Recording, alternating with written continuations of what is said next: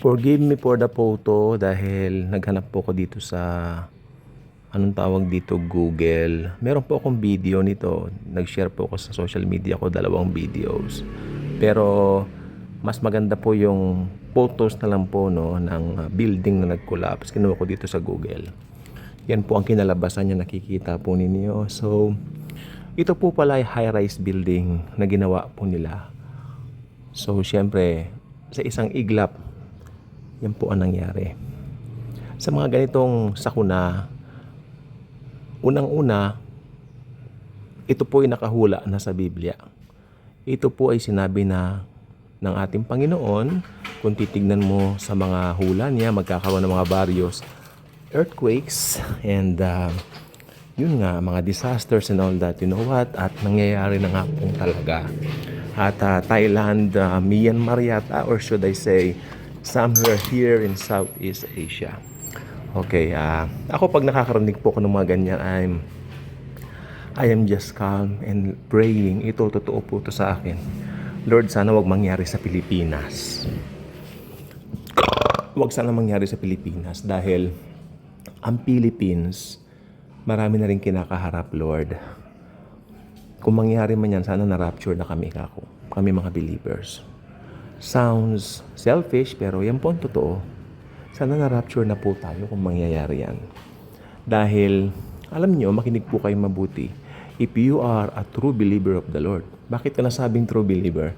Marami nagsasabing believer sila, pero hindi nagtitiwala sa tinapos na gawa ng Panginoong Hesus.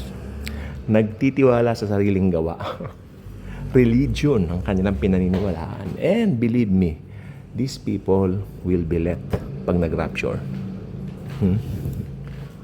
Huwag kang manangan sa gawa mo dahil ang gawa mo sa mata ng Diyos, maduming basahan lang yan, ika. Di ba?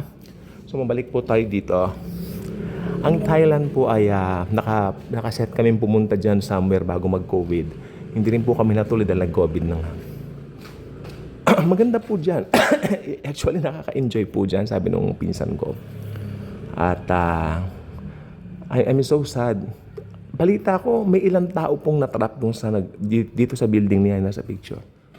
Yung video po yan, hanapin niyo po sa social media ninyo at makikita niyo ang bilis po nag-collapse. Makinig po kayo mabuti sa akin, importante ito, ang bilis nag-collapse ng matagal ginawa. No? May naalala kayo? Similar to what the Lord had said. Sabi niya ganon, you build this temple, but in 3, sabi niya, destroy this temple, and in 3 days, baligtad naman to, I will make it rise again. Yeah?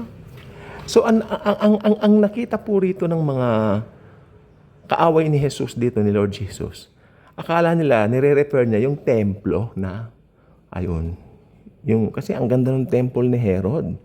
Pinaka-bonggacious po yan na structure ng tao. Yung mga bago po ngayon na makabagong mga structure, walang tatalo para sa akin po, halos pantay yung templo ni Herodes at saka ni Solomon. Kasi maganda rin po yung templo ni Solomon eh. 1,000 years bago si Jesus yon. Pero ang dinatnan po ni Jesus na templo, yung kay King Herod. Okay, although si Herodes hindi po siya isang Hudyo, no? At ginamit niya yung kanyang talino. Magaling siya, matalino po siya. He's a good builder. He was a good builder sa mga ganyan. Marunong siyang magplano. 'Di ba? Ang ginawa niya doon sa top ng mountain, 'di ba? Tingnan niyo yung structure ng kung saan nakatayo yung yung dating Jewish temple, yung second temple nila, 'di ba? Sa taas ng mountain. Ganun po 'yan. So, makikita po natin dito na napakahina po ng mga structure ng mundo. Come on, kailangan natin ng Panginoon. Si Jesus lang po talaga ang tanging kailangan ng tao.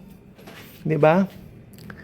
Kahit makamtan mo man ang buong mundo kung wala ka naman kay Kristo Jesus. Ganyan lang. Hindi ko masabing gusto ko sabihin pero ganun lang 'di ba? Parang ang bilis. Alam niyo po bang yan? High-rise building yan, yung bumagsak na yan. Tingnan niyo sa larawan yan. May video po yan, tingnan niyo. Mamaya tiyak dun sa 24 oras. Yan, tingnan niyo mamaya doon na yan. Malamang headline yan eh. Okay, so ang tagal binild, ang bilis niya. mabagsak, no? Pero ang maganda naman ito, kung ikaw ay nakatayo sa strong foundation, si Jesus Christ, daig mo pa ang pinakamalakas na structure sa mundo. Ang pinakamalakas na structure ngayon kay Herodes yung kanyang templo. Daig mo yan. Dahil, yes. Ay, yung Titanic nga, naalala ko Di ba? Sabi niya, maski ang Panginoon, hindi kayang ibagsak ang Titanic o ilubog ito ka. Sabi nung gumawa di ba? Yung nagdisenyo. Ano nangyari? Unang pagpalaot nito, lumubog. Malungkot po ako sa nangyari. Don't get me wrong. Baka sabihin mo, nagdidiwang tayo. No, malungkot tayo. Ang daming souls ang namatay sa Titanic. 1,000, if I'm not mistaken, 1,700 souls or 1,005, something like that. Matagal na akong di nakakanood ng documentary ng Titanic and I'm about to watch it again dahil malapit na yung kanyang anniversary. I think hindi ako nagkakamali, 100 something anniversary na ng Titanic Nasa ika-114th anniversary na ba? 115th anniversary na yata. Something, nasa 113th anniversary na po yan. Ibig sabihin, ang Titanic po, tiningalang masyado. Alam niyo po ba, habang nasa Belfast yan, doon siya in-assemble, yung barkong Titanic na yan. Ang mga tao noon talagang ina-anticipate yung unang pagpalaot niyan. Kasi sabi nila, that is the greatest achievement of man during 1912. So they are very excited about its first pagpalaot. Di ba? Unang paglalayag niya. Excited ang mga tao. Di ba? First journey niya ever. Lumubog. Nakabangga ng iceberg. Di ba? So, ano ngayon ang dami kong gusto sabihin, Diyos ko po, Lord, na yung aking mind bombarded Ang daming revelation. Ito, unang revelation, sige, sabi ni Jesus, anak, isa-isa lang, cool ka lang, Jesus. Okay, sige. Pag nanangan ka sa mga ginawa ng tao, sa mga structures, mga ganyan, madaling masira yan. Madaling lumubog yan. So, make sure ang foundation mo ay isang matinag o matibay na foundation. May kanta po kami nung bata kami sa mga Sunday school namin yung si Kristo ang sandigang hindi nagigiba, totoo po. Alam nyo, that is very true. Kaya kung hindi si Kristo Jesus ang sandigan mo, sino ang sandigan mo? Kayamanan mo? Magpapagawa ka ng pinakamalaking barko? Matataas na building? Bahala ka. Pero as long as hindi mo sandigan si Christ, all of that mapupunta lang sa wala. Baka ma-disaster ka pa. Kaya, iba, pag ang Panginoon ang iyong sandigan. Hindi po ba? Sorry po, nangangating ilong ko no? So, yun po ibig ko sabihin sa inyo. Ewan ko po ba, yung weather na yan, oo, pag ganyan, nangangating ilong ko. Sa totoo lang po. Nangangating ilong ko. Tapos kagabi, humid na humid. Ay, talaga. Ingat po kayo mapangit ang weather ngayon, humid. Pero pag umalis na po yung low pressure na yan, pag pwedeng sa road bukas, wala na yan, lintek na low pressure na yan. Dahil nagkakasakit, nagkakaubo-ubo ko pag ganyan. Pati yung mga kamag-anak ko, pinsan ko may ubo rin kanina. Okay? So, ayun pong gusto ko sabihin po, At si Jesus ang sandigang hindi magigiba.